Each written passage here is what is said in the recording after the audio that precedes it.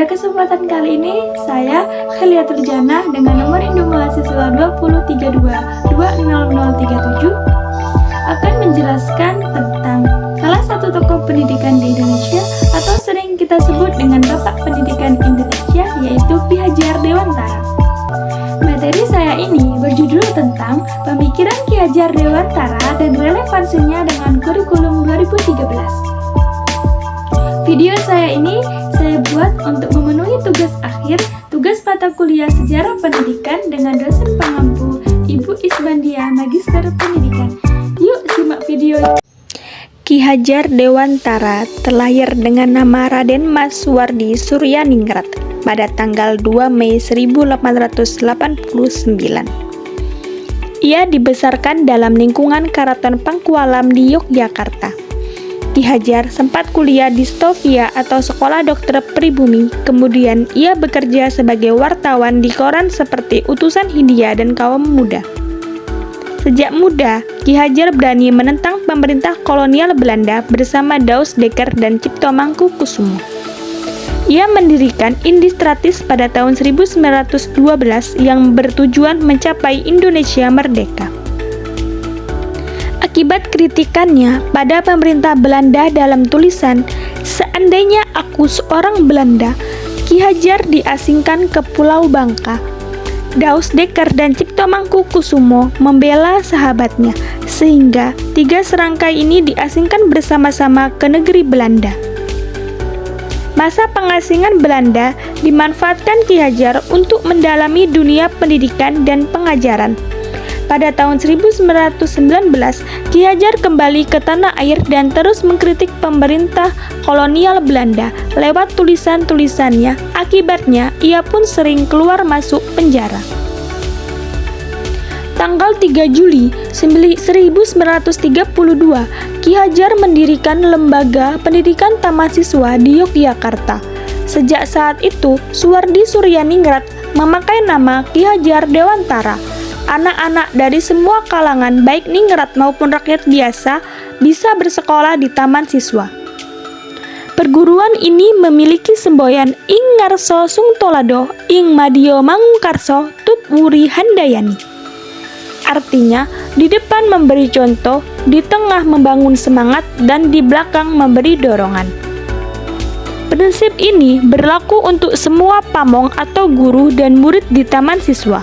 Setelah Indonesia merdeka, Presiden Soekarno mengangkat Ki Hajar sebagai Menteri Pendidikan pertama di Indonesia. Semboyan Tut Wuri Handayani pun hingga kini tetap dipakai dalam dunia pendidikan Indonesia.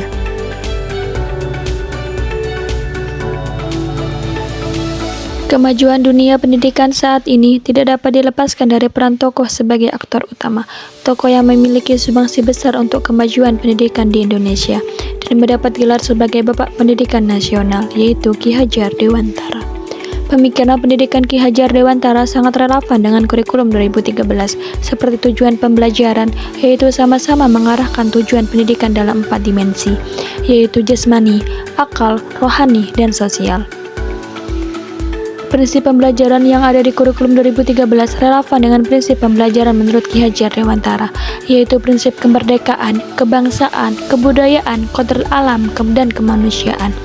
Selanjutnya mengenai materi pembelajaran, keduanya sepakat materi pembelajaran diajarkan sesuai dengan tingkat perkembangan usia peserta didik.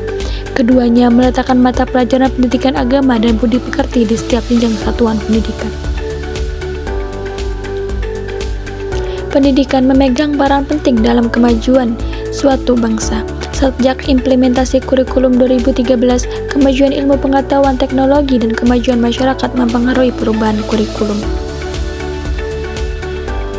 Pemikiran Ki Hajar Dewantara lahir atas pertentangan beliau dengan Belanda, yaitu ingin menyingkirkan penjajahan di Indonesia. Beliau melihat bahwa pendidikan Belanda terlalu inferiority kompleks, sehingga membuat kepercayaan diri pribumi jatuh. Selain itu, konsep pendidikan Barat menerapkan perintah, larangan, dan hukuman yang tidak cocok dengan budaya Timur. Akhirnya, beliau bangun konsep teori belajarnya melalui taman siswa. Atas perhatiannya dan perjuangannya terhadap kondisi pendidikan di pribumi menggunakan metode AMO. Penekanan instruksional oleh Ki Hajar Dewantara terdapat dalam metode Among yang beliau susun dalam Taman Siswa Ki Hajar, mengenalkan sebuah sistem Among yang harus dimiliki oleh seorang guru. Karena pendidikan adalah tuntunan bagi seorang guru harus memiliki jiwa pengayom. Ki Hajar menyebutnya dengan Among, Momong, dan Ngemong, dengan maksud menghambakan diri kepada anak agar anak bisa berkembang secara lahiriah dan batiniah secara maksimal. Itulah pendidikan yang memerdekakan menurut Ki Hajar Dewantara. Momong, Among, dan Ngemong juga berarti bahwa pendidikan itu bersifat mengasuh. Metode tersebut relevan dengan kurikulum 2013 saat ini, dengan berbagai metode yang disusun ke arah kemandirian siswa. Karena tujuan pendidikan dalam kurikulum 2013 untuk mempersiapkan manusia Indonesia agar memiliki kemampuan hidup sebagai pribadi dan warga negara yang beriman, produktif, kreatif, inovatif, dan afektif, serta mampu berkontribusi pada kehidupan masyarakat, berbangsa, bernegara, dan peradaban dunia. Praksis pendidikan berdasarkan metode Ki Hajar Dewantara menempatkan guru sebagai pengasuh yang matang dalam penghayatan dan pelaksanaan nilai-nilai kultural yang khas di Indonesia. Maka pendidikan pada dasarnya adalah proses mengasuh anak-anak untuk bertumbuh dan berkembang dalam potensi-potensi diri seperti kognisi, afeksi, psikomotorik, kognitif, kehidupan sosial, dan spiritual. Dalam rangka itu, guru tidak menggunakan metode paksaan, tapi memberi pemahaman sehingga anak mengerti dan memahami yang terbaik bagi dirinya dan lingkungan sosialnya.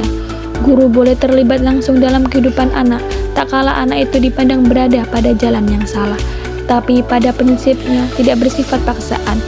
Keterlibatan pada kehidupan anak tetap dalam konteks untuk penyadaran dan asas-asas kepercayaan bahwa anak itu pribadi yang tetap harus dihormati, hak-haknya untuk dapat bertumbuh menurut kodratnya.